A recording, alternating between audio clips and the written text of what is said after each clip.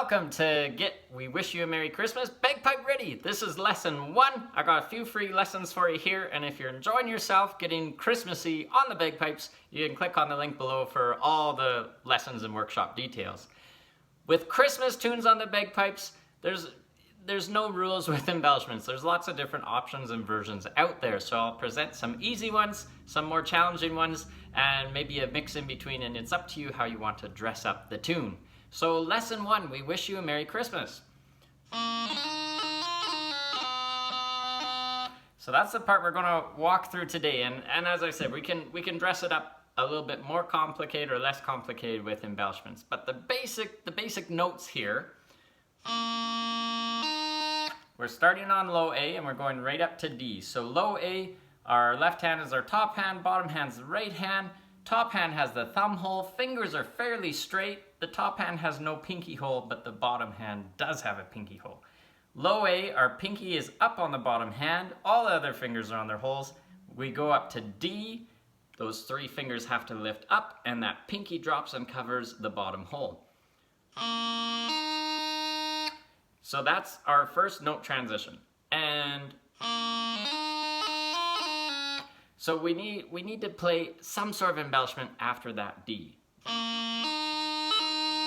You can do a G grace note, so you can low A transition up to D, and then a G grace note, top finger of the top hand up and down, while you just hold on that D.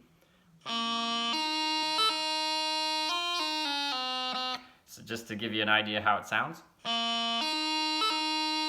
The other option you could do is you could do a D strike. So a D strike, you're just going to drop, you can either drop 1 finger down, that'd be a D strike. Another option to do a D strike is drop all 3 down, cover the holes, and come back up. So there's the option for a strike.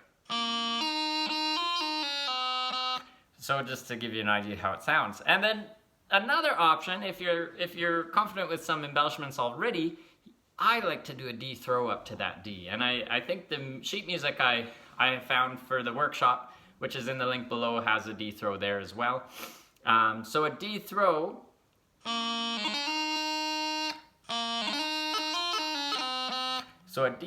you're gonna drop the pinky down, so all the fingers are on the holes, then you do a D grace note up and down with the top finger of the bottom hand, then you go up to C, and then you go up to D. So here's the slow motion version.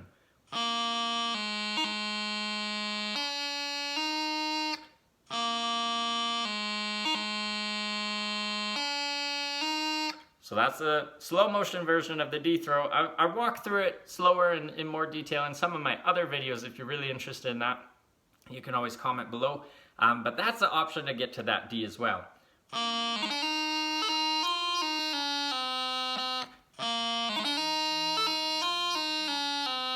So that's what we got so far. We got the option of a D throw up to that D. You're going to do something, either a G grace note or a D strike.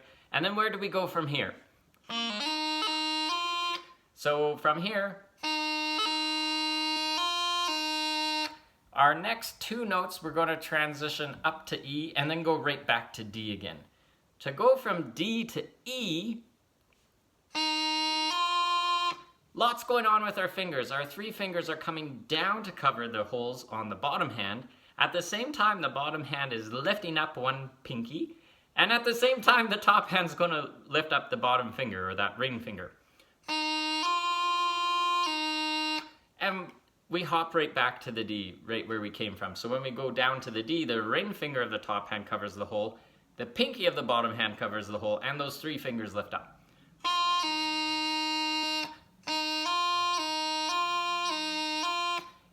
If you're brand new to the chant, or you're so excited to learn your very first tune, this transition is a tough one. Don't beat yourself up. It's normal to sound like a dog or a cat, or both of them mixed together in tight quarters. Just work on that transition a while. That might be your whole evenings planned out for the next week or 2, but you will get it. Just keep at it a little bit every day.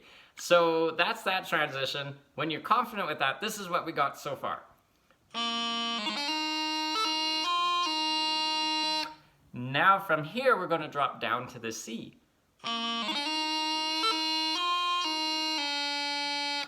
From D to C, we're just dropping the top finger of our bottom hand, and that pinky finger keeps a hold of its hole, so we have the two middle fingers up.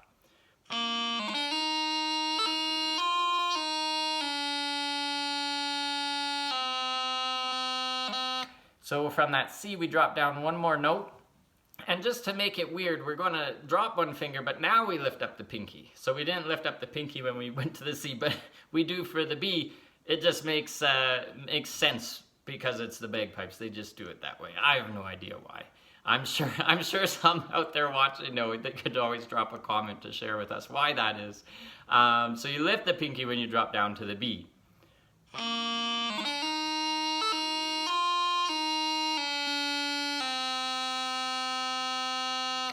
So we've dropped down to the B, we've lifted the pinky, so we have the bottom two fingers up on the bottom hand, top two fingers are down, top hand, all the holes are covered.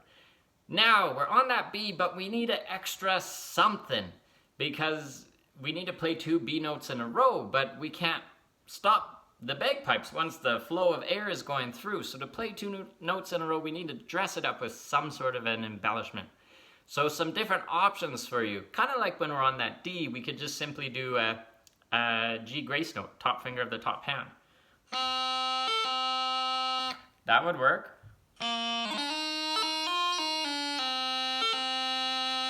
So that would be okay. Another option is to do a strike. Strike down with the two fingers.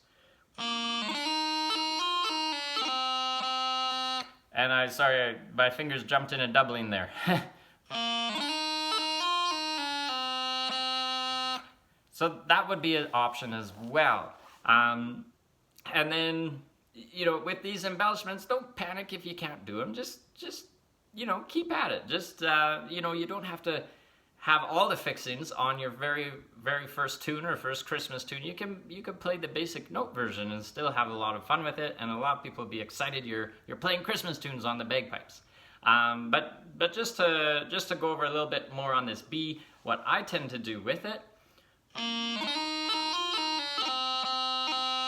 So I tend to hop onto that B with a doubling. So with a doubling, that means the top finger is going to lift up to initiate the grace note to the B. So the top finger is first to lift, you do the note transition to B, and then the top finger is last to come down. And then the second grace note, hence doubling, double two, second grace note is going to happen after you hit that B, and then the top finger of the bottom hand is going to do its grace note.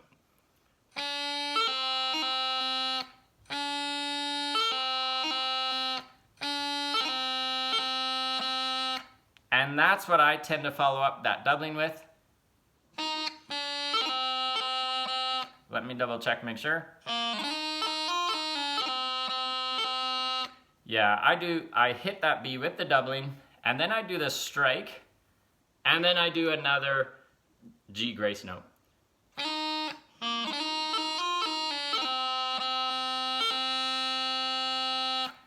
And then I go into the next verse. So just to walk through the version I do, from C to B, we get there with a doubling, which I've walked through, those two grace notes. And then I do a strike, and then I do a G grace note. So I'm doing 3 different embellishments there. If you're comfortable with embellishments, yeah, add them in. It gives the song a lot of flavor. If embellishments are new to you, don't worry about it. Just drop down from C to B, and then do a big fat G grace note, or the C strike, whichever, or the B strike, whichever you like. But in my opinion, the easiest would be just the big fat grace note, the G grace note, top finger of the top hand. So that's lesson 1. Lots of different options. Hopefully you're not too confused. Just pick the option that makes sense to you. Again, the link below has all the lessons in one spot with some sheet music I found, and I'll just play the very basic version of that first line or so, and then I'll play kind of more of an embellished version. So here's the basic version once more for you.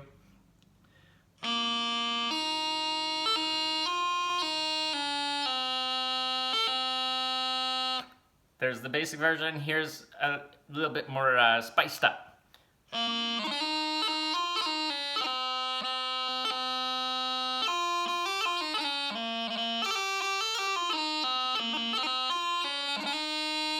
See you in lesson 2.